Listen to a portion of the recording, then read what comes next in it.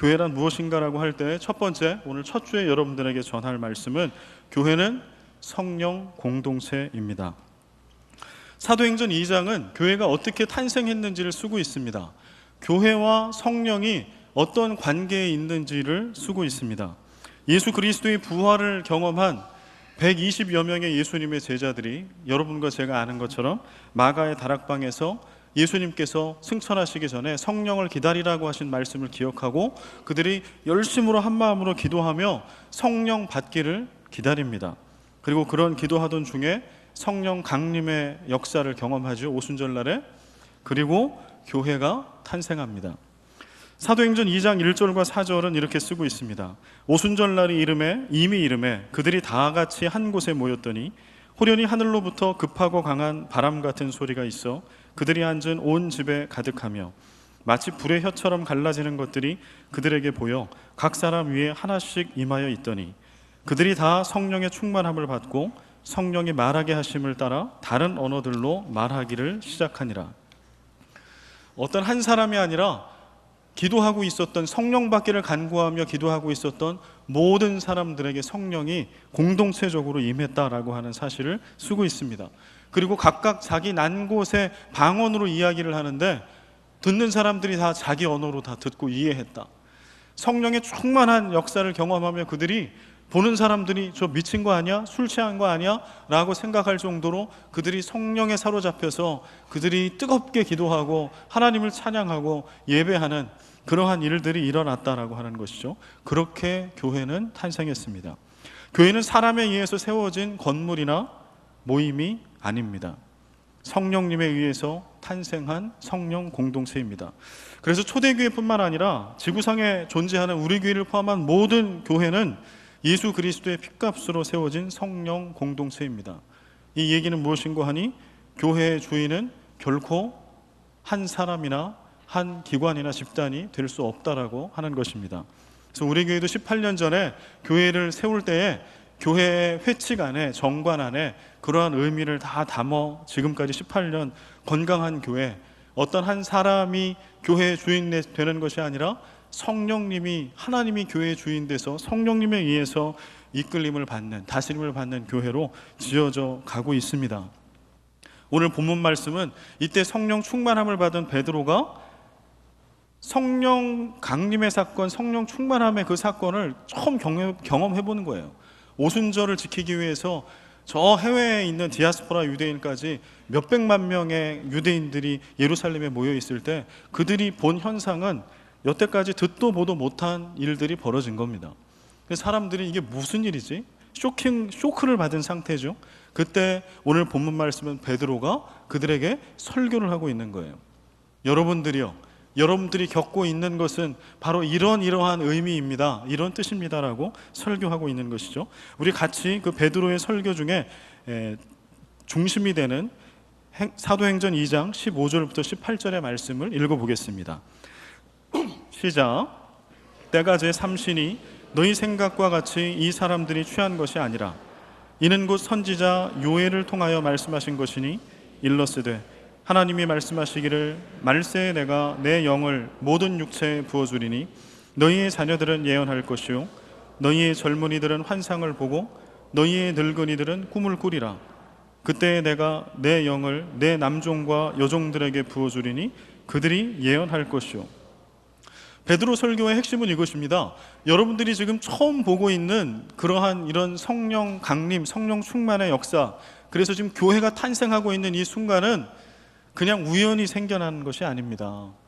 구약시대 때부터 하나님께서 요엘 선지자를 통해 약속하신 그 성령, 예수님께서 부활하신 예수님, 승천하신 그 예수님께서 우리들에게 이제 성령이 임할 것인데 성령 받기를 기다리라고 하셨는데 바로 예수님이 말씀하신 그 성령께서 오늘 임한 겁니다. 그래서 지금 교회가 새롭게 탄생한 것입니다. 여러분, 교회는 하나님의 언약 가운데 태어난 성령 공동체입니다. 이 땅에 태어난 모든 교회는 하나님의 계획 가운데 태어났다라고 하는 거예요. 인간의 계획이 아니라 우리가 그냥 볼 때는 몇 년, 몇 월, 며칠, 몇 명의 초대 교인들이 모여서 기도하고 계획하고 회칙을 만들고 이렇게 해서 교회가 시작됐다라고 교회의 역사책은 씁니다. 그러나 성경은 그렇게 이야기하지 않습니다. 언제 몇 명이 모여 있는가가 중요하지 않다라고 하는 거예요. 교회는 성령님께서 하나님의 계획과 섭리 아래에 세우시고 이끄시는 공동체이기 때문에 그렇습니다. 교회가 성령 공동체라고 제가 말씀을 드렸는데 이게 무슨 뜻일까요? 교회가 성령 공동체라고 하는 말은 이제 설명을 해보겠습니다. 첫 번째는요, 성령 공동체는, 교회가 성령 공동체라고 하는 말은 하나님께서 보시는 것을 교회가 함께 본다라고 하는 거예요. 하나님께서 보시는 것을 함께 보는 공동체가 바로 성령 공동체다. 성령 공동체. 주님께서 슬퍼하실 때 함께 슬퍼하는 공동체, 주님께서 기뻐하실 때 함께 기뻐하는 공동체, 바로 이것이 성령 공동체라고 하는 의미입니다. 오늘 요엘 선지자가 예언했던 말씀, 그래서 베드로가 설교 때 인용했던 말씀에 보면 성령이 임하시면 어떤 일이 벌어진다라고 쓰고 있나요? 성령이 임하시면 자녀들이 예언을 하고 젊은이들이 환상을 보고 늙은이들이 꿈을 꿀 것이다. 여기 나와 있는 자녀들, 젊은이, 늙은이는 나이와 성과 빈부격차나 직분의 차이나 인종의 차이나 모든 차이와 차별을 철폐하고 모든 이들에게, 믿는 모든 이들에게 성령이 차별 없이 임한다. 예수 그리스도가 나의 구주이시라고 고백하는 모든 이들에게 차별 없이 성령이 임한다라고 하는 말씀이에요.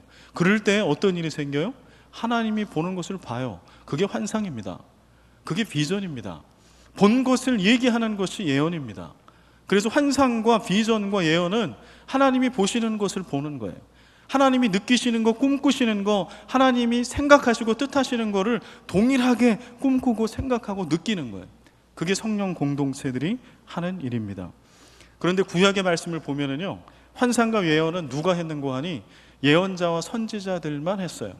그것도 아주 국한된, 예언자 선지자라고 다 한 게 아니고요, 정말 뛰어나고 하나님 앞에 구별되어 있는 아주 정결한, 그 시대에 하나님이 특별히 들어서 쓰시는 그 몇 명 안 되는 소수의 예언자와 선지자만이 환상을 보았습니다. 그들이 비전을 보았습니다. 그들이 예언을 했습니다. 그런데 성령이 임하시면 어떤 일이 생겨요? 누구나 다. 이게 웬일입니까? 누구나 다. 그가 어린아이라 할지라도, 1학 학교에 다니는 학생이라고 할지라도, 그 한국 국제학교에 다니는 학생이라 할지라도, 대학생들이라고 할지라도, 할아버지 할머니라 할지라도, 그가 병약한 자라 할지라도, 다리 저는 자라 할지라도, 그가 좀 부족한 장애인이라 할지라도, 그가 가난한 자라 할지라도 동일하게 예수를 나의 구주로 영접하면, 그 믿음이 있으면 성령이 임하실 때에 그들이 주님이 보시는 것을 본다는 거예요. 아까 우리 찬양하는 가운데 성령이 임하시게 되면 꿈꾼다라고 하는 표현을 써요. 꿈꾼다. 뭘 꿈꿔요? 개 꿈이 아니고, 인간의 꿈이 아니고 하나님이 꿈꾸시는 걸 꿈꿔요. 여러분, 가슴이 설레지 않습니까? 하나님이 꿈꾸시는 걸 우리도 꿈꿔요. 이 땅에 온전한 하나님이 주인 되시는 하나님의 나라, 하나님의 정의와 공의가 하수같이 강같이 흘러가는 그런 나라, 억울해서 눈물 흘리는 자가 한 사람도 없는 그러한 나라, 모두가 다 동일하게 한 톨의 밥과 쌀알을 먹는 그러한 평화가 임한 나라, 그러한 나라 말이죠. 그런 나라를 하나님이 꿈꾸세요. 그런데 성령이 임한 성령 공동체는 하나님이 꿈꾸시는 그 나라를 꿈꿉니다. 교회가 성령 공동체라고 하는 말은요, 두 번째는 성령 공동체는 사람이 아니라 성령님이 주인 되어 이끄시는 공동체라고 하는 것을 말합니다. 다른 말로 성령 공동체는 성령 충만한 공동체를 말합니다. 교회는 사람에 의해서 태어난 것이 아니에요. 제가 말씀드린 것처럼 성령의 역사를 통하여 태어났습니다. 여러분, 초대교회 구성원들 한번 볼까요? 성령 강림의 역사, 성령 충만의 역사를 통해 교회가 탄생한 그 초대교회의 첫 멤버들, 개척 멤버에 이를테면, 우리로 따지면 어떤 사람들이 120여 명의 마가의 다락방에 성령 받기를 위해 기도했던 예수님의 제자들이죠. 그들이 초대교회의 첫 멤버들입니다. 그들은 어떤 사람들이었을까요? 120여 명의 예수님의 제자들은 어떤 사람이었을까요? 성경은 그들의 일면을 어떤 사람인지를 쓰고 있지는 않아요. 그러나 우리가 그들이 어떤 사람인지 알 수 있는 근거가 있어요. 그건 뭔고 하니 예수님의 12 제자에 대한 복음서의 증언입니다. 120명의 제자들을 대표하는 예수님의 12 제자, 어떤 사람들이었어요? 그들은 그렇게 용기가 있는 자들이 아니었습니다. 그토록 따르던, 주인으로 따르고 선생으로 랍비로 따르던 예수님이 잡혀가고 십자가에 죽으셨을 때 그들은 예수님 가까이 있지 않았습니다. 그들은 두려워 떨며 모든 문을 닫아 걸어 잠그고 잡혀갈까봐, 예수님처럼 죽을까봐 두려워했던 자들이었습니다. 그들은 그렇게 의리가 있던 자들도 아니었습니다. 예수님을 버리고 배신했던 자들입니다. 그저 평범한 사람들이었어요. 아니, 더 나아가면 그들은 뭔가 좀 부족하고 무력한 그 시대에 그런 사람들이었습니다.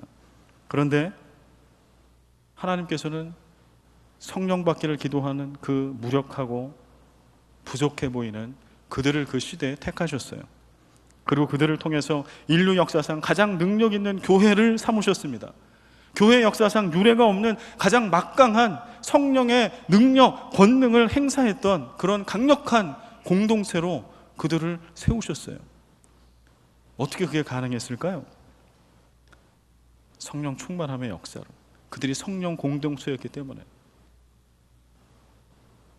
성령 충만, 성령 공동체는 성령 충만한 공동체라고 제가 설명을 해드렸는데요, 이 성령에 대한 많은 오해와 불신이 조국교회, 한국교회 가운데 있어요. 그건 한국교회 안에 역사를 통해서 잘못된 성령론, 성령에 대한 인식과 설교, 지식, 이런 것들이 오랫동안 있었기 때문에 그렇습니다. 성령 충만이라고 하는 것은 어떤 의미일까요? 그래서 우리가 성령에 대해서 좀 눈을 뜰 필요가 있는데요, 교회의 탄생, 교회를 얘기할 때 성령님을 빼고서는 얘기할 수 없기 때문에 그래요. 그런데 우리가 교회 안에 성령을 얘기하기가 갈수록 어려워지는 환경에 있어요. 우리는 성령을 얘기하면 자꾸 이단스럽게 쳐다봐요. 그거 신사도주의 아닙니까? 그거 잘못된 뭐 아닙니까? 자꾸 위축됩니다. 그러나 교회를 이야기할 때 성경은 성령을 이야기합니다. 성령님이 없이는 교회는 존재할 수 없습니다. 오늘 우리 마닐라 새생명교회가 건강하게 이렇게 18년 전에 탄생하고 오늘 이렇게 지어져 가고 있는 거, 누구 때문에 이게 이렇게 되는 걸까요? 성령님 때문에. 저는 이 교회에 이제 부임한 지 1년 이제 간 넘은 그런 병아리 목사입니다. 저는 잘 교회의 그 역사를 경험해 보진 못한 사람이라는 뜻이죠. 그런데 장로님들을 통해서, 교회 멤버들을 통해서 지나간 교회 역사를 들어보고 우리 교회 이민교회 상황을 보면은요, 이건 기적 같은 거예요. 5년, 6년, 7년, 길게는 그런 5년에서 7년 정도의 텀으로 교인의 70% 이상이 교체되는 교회. 한 3년, 4년 계시면 많은 분들이 가요. 벌써 올해만 하더라도 얼마나 많은 수십 명의 교우들이 떠나갔습니다. 물론 그만큼 또 더 많은 분들이 오시긴 했지만, 이런 교회가 18년을 한결같이 건강하게, 그 교회가 세워질 때 건강한 정신과 사명과 비전을 붙들고 성장하고 부흥할 수 있다? 이거를, 물론 훌륭한 성도들이 있어서 그랬죠. 그러나 그걸로 다 설명할 수 있을까요? 그러면 모든 교회가 다 그래야 되지 않나요? 그렇지 않은 거예요. 성령님이 없이는 교회는 존재할 수 없습니다. 부흥하는 교회는 있을 수 없습니다. 성령 충만이라고 얘기할 때 우리는 그 의미를, 이제 성령에 대한 의미를 좀 찾아볼 필요가 있습니다. 성령 충만, 성경 안에 성령 충만이라고 이야기할 때 두 가지 의미로 설명을 합니다. 쓰입니다. 첫 번째는 흔들리지 않는 견고한 믿음의 상태를 이야기할 때 성령 충만하다라고 설명합니다. 강력한 성령의 다스림 가운데 지속적으로 있는 거예요. 그래서 예를 들어서 어떤 갈등의 상황에 있거나 무엇을 결정할 때 인간적인 생각으로 도저히 그런 판단을 할 수 없어요. 예를 들어서 내 재산을 통째로 바나바처럼, 초대교회의 어떤 그리스도인들처럼 이웃의 필요가 있다고 그래서 내 재산을 갖다가 전부 팔아서 교회의 권위 앞에 그렇게 갖다 바칠 수가 없어요, 이성적으로는. 근데 어떨 때 가능해요?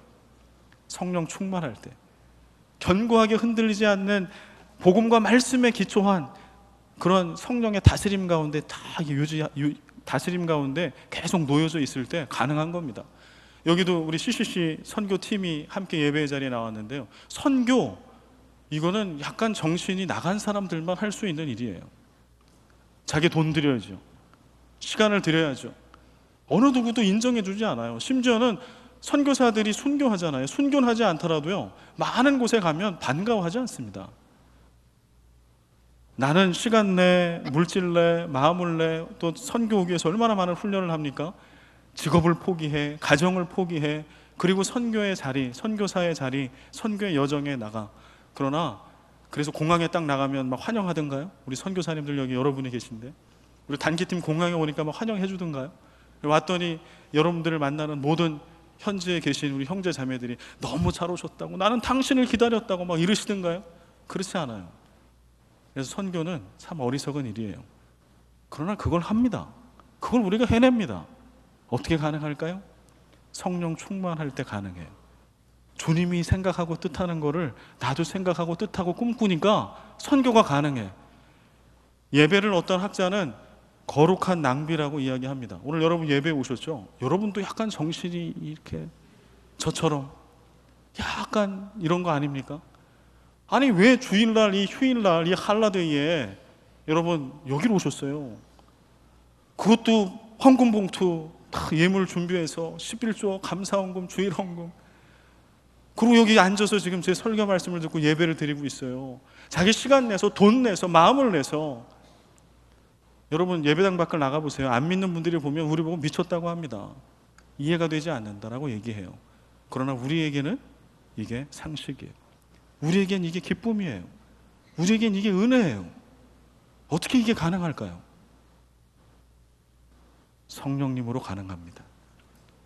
주님이 꿈꾸시는 거, 생각하는 걸 우리가 성령님을 통하여 생각하기 때문에 이게 성령 충만함, 성령의 다스림 가운데 흔들리지 않고 견고한 믿음을 가지고 있는 상태. 두 번째는요, 또 성령 충만을 성경은 이렇게 얘기합니다. 성령의 풍성한 은사와 능력이 임한 상태를 얘기합니다. 이 두 가지를 다 얘기해요.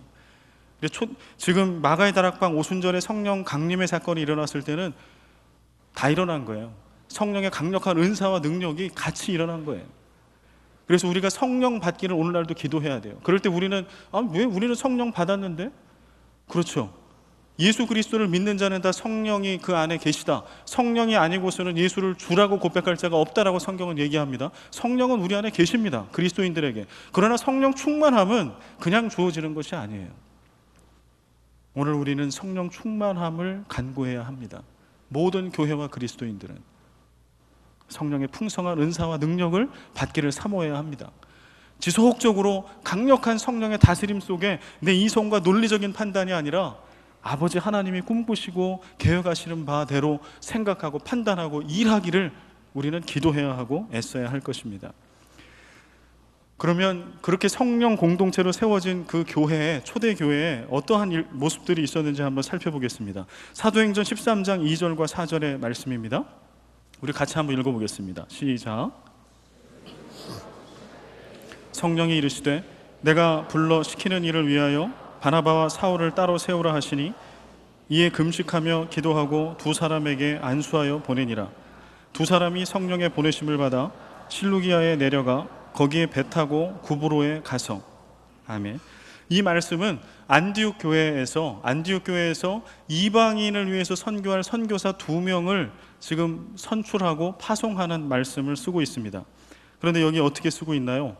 주를 섬겨 금식할 때, 금식하며 기도했대요. 뭐를 위해서? 선교사를 세우기 위해서 금식하며 기도했어요. 그랬더니 성령이 이르시되, 금식하며 기도했어요. 그랬더니 누가 뽑아주셨어요? 선교사를 성령님이 뽑아주셨어요. 그리고 또 얘기합니다. 3절에 이에 금식하며 기도하고, 이제 뽑혔어요. 그래서 바나바와 사울 함께 기도했던 그 기도의 멤버들, 안디옥 교회의 처치 멤버들이 기도를 하는 가운데 모두 다 한 가지 응답을 받은 거예요. 이 이방인 선교를 위해서 우리가 세워야 할 자, 하나님의 마음에 합한 자는 바나바와 사울입니다. 바나바와 사울입니다. 너는 어떻게 응답받았니? 바나바와 사울입니다. 너는 바나바와 사울입니다. 바나바와 사울입니다. 그렇게 성령께서 말씀하셨죠. 그리고 금식하며 기도하고 두 사람을 안수하고 파송합니다. 그리고 4절에 보면 또 이런 표현을 써요. 두 사람이 성령의 보내심을 받아 갔다. 그런데 우리는 알잖아요. 누가 뽑은 거예요? 그냥 인간의 눈으로 보면 우리 교회 안에 선교사를 선출해서 보내죠. 우리도. 누가 뽑은 거예요? 교회가 뽑은 거죠. 교회 안에 어떤 리더십을 가지고 있는, 권위를 가지고 있는 그 모임에서 뽑았고 교회가 인준한 것이죠. 그 교회가 뽑은 거죠. 누가 파송한 겁니까? 교회가 파송한 거죠. 그런데 초대교회는 그렇게 얘기하지 않아요. 뭐라고 얘기해요? 성령께서 선출해 주셨다. 성령께서 이들을 보내셨다. 성령. 사도행전 5장 3절 말씀에 보면 아나니아 삽비라의 말씀이 나오는데요. 베드로가 이르되 아나니아야 어찌하여 사탄이 내 마음에 가득하여 내가 성령을 속이고 땅값 얼마를 감추었느냐. 우리가 아는 것처럼 아나니아 삽비라가 바나바가 했던 것처럼 그들의 재산을 다 교회 앞에 바치기로 했습니다. 그리고 약속을 해놓고 보니까 좀 아까워요. 그래서 일부를 인마에 포켓했어요. 남겼어요. 거기에 대해서 지금 베드로가 책망하는 거예요. 근데 뭐라고 책망해요? 왜 나를 속이냐? 왜 교회를 속이냐? 이렇게 얘기하지 않아요. 뭐라고 말합니까? 성령을 속이느냐? 왜 성령을 속이느냐? 성령 공동체, 성령 충만한 교회는요, 성령으로 시작해 성령으로 끝나요. 교회 안에 이루어지는 모든 일들을 금식하며 기도합니다. 왜요? 성령님께서 말씀해 주실 것을 기다려야 하니까요. 성령보다 결코 앞서 나가지 않습니다. 사도행전 13장 안디옥 교회를 보면서 하나님이 왜 안디옥 교회를 이방인 선교에 그러한 전초 기지로 사용했는지를 충분히 알 수 있었어요.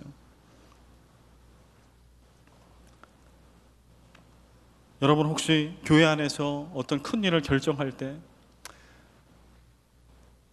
금식하며 기도하며 결정하십니까? 우리 찬양대가 오늘 매주 드리는 오늘 은혜로운 찬양을 해주셨는데 너무 감사한데요. 찬양대가 매주 드리는 이 찬양을 하기 전에 금식은 아니더라도 일주일 동안 간절히 기도하고 서십니까? 오늘 예배의 자리에 오시기 전에 여러분 일주일 동안 얼마나 많이 기도하고 오셨습니까? 우리는 우리 가족 중에 아픈 사람이 있으면 금식하며 기도해요. 우리는 승진이 걸려 있다거나 아니면 100억짜리 500억짜리 비즈니스가 걸려 있으면 얘기하지 않아도 금식하며 기도합니다. 그러나 교회 안에 이루어지는 일을 위해서는 잘 그렇게 하지 못합니다. 저도 마찬가지입니다. 그러나 성령 충만한 성령 공동체로서의 초대교회는 그렇게 하지 않았다는 거예요. 모든 것이 교회, 성령님의 뜻하신 바를 구하기 위해서 기도하고 말씀 가운데 있고 그걸 기다려서 보내는 것도 교회가 보냈어, 내가 보냈어가 아니라 성령님이 보내셨어요. 뭘 했어요? 내가 한 게 아니라 성령님이 하셨어요. 교회와 성령은 뗄래야 뗄 수 없습니다. 교회를 이야기할 때 성령을 빼놓을 수 없습니다. 성령 공동체, 성령 충만한 교회는 어떤 모습일까요? 우리는 건강한 교회, 부흥하는 교회를 생각할 때 성령 충만함을 생각해야 합니다. 그런데 이 부분이 우리 조국교회, 한국교회가 그동안 많이 놓치고 있었던 부분입니다. 우리는 부흥하는 교회, 좋은 교회를 꿈꿀 때에 좋은 설교자를 생각합니다. 좋은 건물을 이야기합니다. 훌륭한 인적 자원들을 이야기합니다. 풍성한 예산을 이야기하고 다양한 프로그램을 이야기합니다. 합리적인 교회 운영의 시스템을 이야기합니다. 우리는 이런 것들로 교회를 부흥케 할 수 있다라고, 부흥을 유지할 수 있다고, 좋은 교회를 세워갈 수 있다라고 이야기하고 많은 노력을 해왔습니다. 그러다 보니 언젠가부터 조국교회 안에, 교회 안에 성령 충만, 성령님의 역사라고 하는 단어와 관심이 사라지기 시작했습니다. 그 결과는 냉혹했습니다. 교회가 부활의 능력을 잃어버렸어요. 왜냐하면 성령님이 하시는 일 중에 하나가 부활의 능력을 우리 가운데 늘 새롭게 만들어 주시거든요. 부활의 능력으로 우리가 거듭나서 살아가게 하시거든요. 부활의 능력을 우리 믿음의 공동체 안에 나타나고 드러나게 하시거든요. 부활을 살게 하시거든요. 그분이 성령님이시거든요. 그러나 우리가 성령님에 대한 관심이 없어지고 성령의 역사가 사라졌을 때 교회는 능력을 상실한 교회가 되어버렸습니다. 이따가 말씀을 보겠지만 성령님이 하시는 일 중에 하나는 우리의 마음에 하나님의 사랑을 부어주시는 일을 하세요. 그런데 성령님의 역사가 실종된 이후에 교회는 사랑이 식어버린 공동체로 전락하고 말았습니다. 생명력을 잃어버린 교회가 되고 말았습니다. 그런 무기력한 교회들이 속출하고 있습니다. 우리는 어떻게 성령 공동체, 성령 충만한 교회가 될 수 있을까요? 아까 성령 충만을 제가 어떻게 말씀해 드렸죠? 성령의 강력한 다스림 아래, 흔들리지 않는 견고한 믿음 아래 있는 것. 그래서 나는 작아지고 성령의 다스림은 갈수록 커지는 것. 내 자아와 내 뜻은 갈수록 작아지고 주님의 뜻과 복음의 말씀은 갈수록 선명해지는 거예요. 그게 성령 충만. 어떻게 가능할까요? 오늘 본문 말씀은 이렇게 얘기합니다. 말씀과 기도가 일상이 되고 습관이 될 때 가능하다. 말씀과 기도의 자리를 붙들 때 가능하다. 제가 이 말씀을 준비하면서 고민을 많이 했어요. 여러분들 중에 이런 분이 계실 거예요. 또 말씀과 기도구나. 역시 그나물에 그 밥이고 늘 똑같고 그거 나도 아는데. 제가 여러분의 그 반응을 알죠. 그래서 기도했어요. 하나님, 성령 충만을 받는데 새로운 거 없습니까? 좀 뭔가 좀 기가 막히고 딱 들었을 때, 성도님들이 들었을 때 이거 몰랐던 건데 이렇게 하면 받을 수 있구나, 이런 거 없습니까? 어디? 아무리 기도를 하고 말씀을 준비해도 주님이 오늘 본문을 통해서 저에게 계속 말씀하시는 것은 말씀과 기도예요. 말씀과 복음. 오늘 베드로가 설교를 하는데요, 베드로 설교의 핵심적인 주제는 뭐냐 하면 예수 그리스도예요. 십자가를 달려 우리를 위해서 죽으시고 사흘 만에 사망 못을 이기시고 부활하신 예수 그리스도. 여러분, 성령 충만한 성도들의 머릿속에는요 선명한 복음이 있어요. 성령 충만한 교회와 공동체 안에는 선명한 복음이 있어요. 오늘날 우리가 두려워하고 있는 건 뭐예요? 이단들의 교회를 향한 공격. 뭐가 진리인지 잘 몰라요. 그러나 성령 충만한 교회와 성도들에게는 그럴 일이 없어요. 왜냐하면 복음이 선명해지기 때문에. 오늘 베드로처럼 선명한 복음, 십자가의 예수 그리스도, 십자가의 죽음과 부활하심, 다시 오실 예수 그리스도, 오늘 성령님께서 그 부활의 능력을 우리들에게 전해주시고 새롭게 해주셔서 오늘도 불가능한 모든 것들 가능하게 해주시는 그러한 성령의 역사, 복음의 역사, 이게 복음이고 말씀이죠. 오늘 42절의 말씀에 보면 성령 공동체로 태어난 그 교회가 뭐를 첫 번째 했는지를 쓰고 있어요. 42절. 그들이 사도의 가르침을 받아. 다른 뒤에 여러 말씀이 있는데요, 교회가 뭘 했다라고 하는 게 있는데 맨 앞에 나와 있는 게 사도의 가르침을 받아요. 사도의 가르침은 뭘 얘기할까요? 복음이요. 복음. 예수 그리스도에 관한 말씀, 성경 말씀, 진리, 하나님의 뜻. 그 말씀을 만날 때마다 그들이 먹고 마신 거예요. 만날 때마다 얘기한 거예요. 예수 그리스도를 만나고 본 사람들이 전해준 거예요. 내가 만난 부활하신 예수 그리스도의 모습을, 그분의 삶과 인격을, 그분의 바램을 만날 때마다 떡을 나누며 음식을 나누며 사랑을 나누며 그리스도에 흔들리지 않는 복음을 계속 나눈 겁니다. 말씀을 공부한 겁니다. 암송한 겁니다. 예배한 겁니다. 기도 마찬가지요. 42절의 마지막, 오로지 기도하기를 힘쓰니라. 초대교회 성령 충만한 교회의 모습. 이들은 말씀과 기도를 통하여 성령 충만한 교회로 지어져 갈 수 있었습니다. 아까 우리가 읽었던 사도행전 13장 말씀에도 선교사를 파송하는데 교회에 무슨 일을 할 때마다 금식하며 기도해. 우리 남성도 총동원 체육대회가 8월 20일 날 있습니다. 여러분, 나는 남자다, 손 한번 들으시죠. 나는 남자입니다. 네, 분명히 남자 같은데 손을 안 드신 분은 죄송합니다. 우리 8월 20일 날 남성도들 총동원, 나는 남자다라고 하는 분은 다 오십시오. 총동원 체육대회를 합니다. 우리 같이 모일 겁니다. 죄송하지만 우리 남성도 체육대회를 준비하고 있는 우리 전도위원회와 우리 교회 리더들에게 묻습니다. 여러분, 이것을 위해서 금식하며 기도하셨습니까? 남자라면 다 거기 오십시오. 그리고 그 모임을 준비하는 분이라면 지금부터라도 금식하며 기도할 스케줄을 잡으십시오. 저도 동참하겠습니다. 성령 충만한 공동체는 그런 공동체예요. 조그만 것 하나도 그냥 결정하고 그냥 하는 게 아니라 하나님 앞에, 하나님, 주님의 뜻은 어디 있습니까?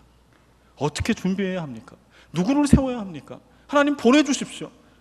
우리 힘을 잃고 이렇게 따로 떨어져 있는 삶의 분주함 때문에 잘 모이기 어려운 만일라 새생명교회 우리 아버지들, 형제들을 보내주십시오. 금식하며 기도하십시오. 그러면 하나님이 그 마음을 움직여 주실 거예요. 우리 남성도들이 살아날 겁니다. 교회에서 선교를 떠날 때, 무엇인가를 결정할 때 기도하십시오. 교회뿐만이 아니라 우리의 교회, 가정과 일터, 그 모든 장소를 여러분의 말씀과 기도를 붙드는 장소로 여러분 만드십시오. 가정에도 성경책을 펴놓으시고, 여러분의 일터에도 묵상책을 펴놓으시고, 그곳에서 하루 일과를 시작하기 전에 기도하시고, 그리고 받은 말씀대로 살아내시고, 그리고 같이 힘들어서 울고 잘 안 되기 때문에 와서 물어보고 다시 말씀 속에 성령 속에 들어가는 그러한 마닐라 새생명교회 교우들이 되시기를 간절히 소원합니다. 반복과 습관이 중요합니다. 그런데 반복과 습관을 하다 보면은요, 지루함이 생겨요. 그런데 그때 우리는 또 어떻게 기도해야 돼요? 우리 성령님은 새로움의 영이세요. 성령께서는 우리를 늘 새롭게 해주세요. 예수 그리스도 안에 우리를 새롭게 해주시는 분이 성령님이세요. 그래서 말씀과 기도 가운데 늘 가도, 몇십 년을 그 자리에 가도 그 성령님이 우리 가운데 역사하시면 지루하지가 않아요. 제가 이제 결혼한 지 올해 10월이면 만 19주년이 되는데요. 처음에 결혼한 지 한 7년, 10년 미만이 됐을 때 어느 날 참 깝깝하더라고. 왜냐하면 결혼 생활이 너무 빤해. 아내하고의 생활이 기대가 전혀 안 되는 거예요. 이렇게 먹겠지, 이렇게 자겠지, 이렇게 일하겠지, 그리고 또 싸우겠지. 그럼 뭐 또 자기 하고 싶은 대로 얘기하다가 포기하겠지. 그때 제가 좀 덜 거듭났을 때 걱정되기 시작하는 거예요.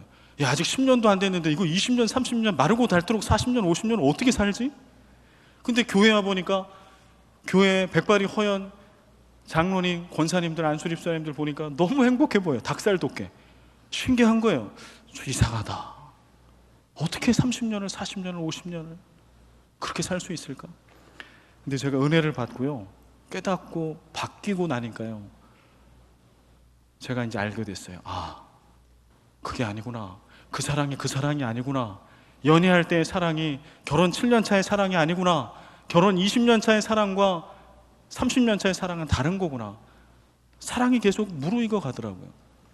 지금은 이제 그렇게 깨닫고 거듭나서 아내를 바라보고 부부 생활을 하다 보니까요, 지금은 저도 좀 자신이 생겼어요.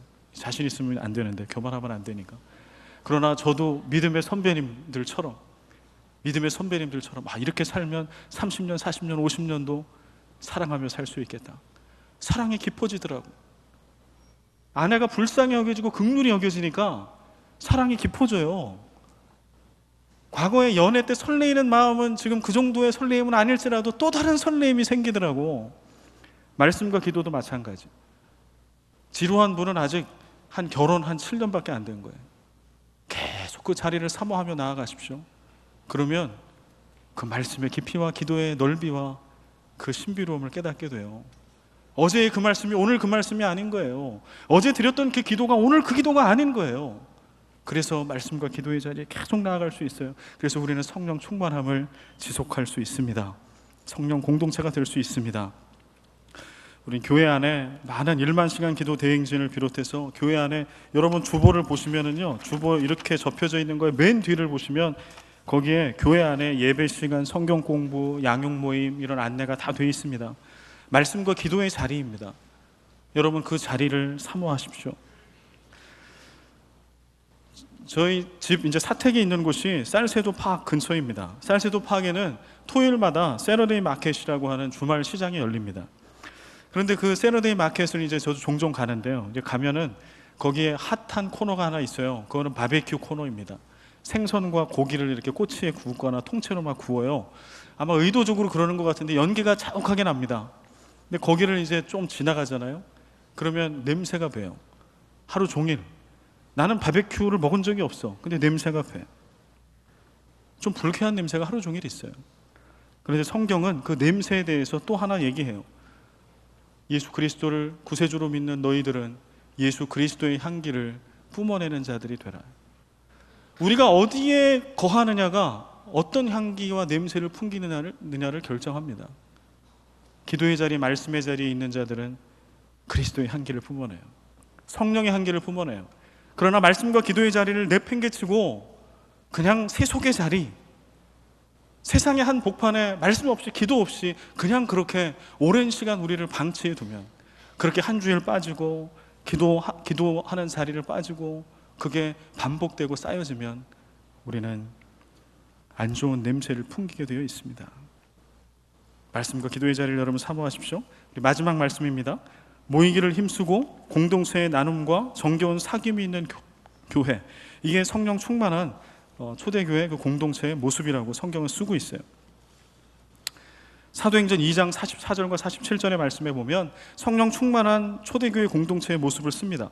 성전에 모이기를 힘쓰고 떡을 떼고 음식을 나누기를 즐거워하고 사람의 필요를 따라 내 것을 나누고 하나님을 찬미했더니 그 결과로 날마다 구원받는 성도가 더해지는 부흥이 임했더라 라고 그렇게 쓰고 있습니다. 우리는 이런 교회를 누구나 다 꿈꿉니다.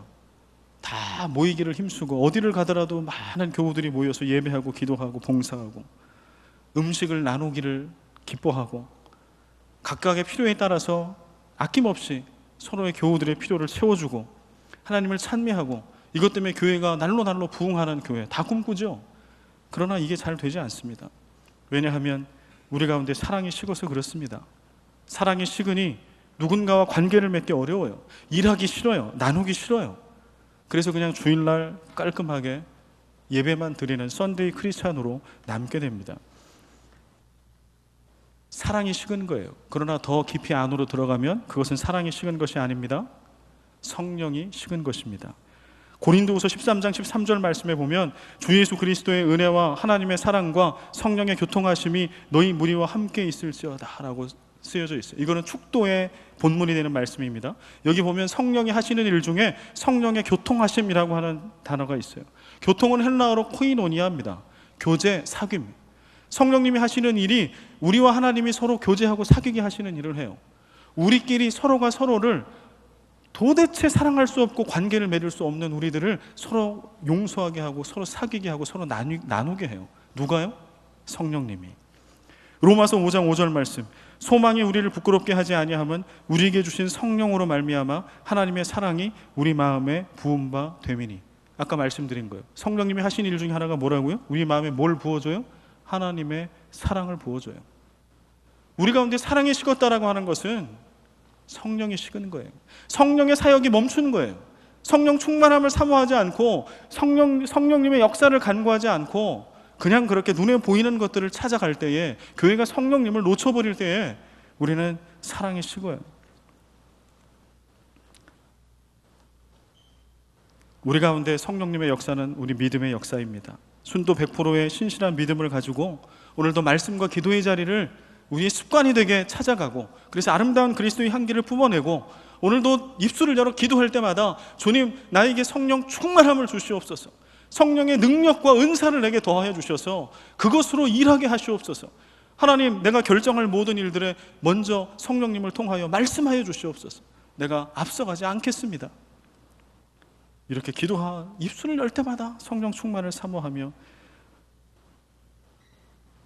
오늘도 성령께서 우리 가운데 그래서 부어주신 그 사랑을 가지고 우리의 마음의 문을 열고 그 전에 보고 싶지 않았던 그 사람을 찾아가고 나누고 싶지 않았던 그 지갑을 열고 가고 싶지 않았던 그 자리를 나아가 지키고 앉아있는 그때에 우리 교회는 성령 공동체 부흥하는 교회가 될 것입니다. 그래서 주께서 구원받는 사람을 날마다 더하게 하는 그 부흥을 선물로 누리게 될 줄로 믿습니다. 주님, 우리로 마닐라 새생명교회로 다른 어떤 교회가 아닌 성령 충만한 교회 되게 하여 주옵소서. 이제는 우리 주 예수 그리스도의 은혜와 아버지 하나님의 끝없는 사랑과 성령의 교통하심이 다른 어떤 것보다 성령 충만한 성도여 교회를 사모하는 예배 가운데 나온 모든 주의 백성들 머리 위에 그리스도의 핏값으로 성령께서 세우신 이 마닐라 새생명 교회 공동체 위에 이제로부터 영원까지 항상 함께 계시기를 간절히 축원하옵나이다.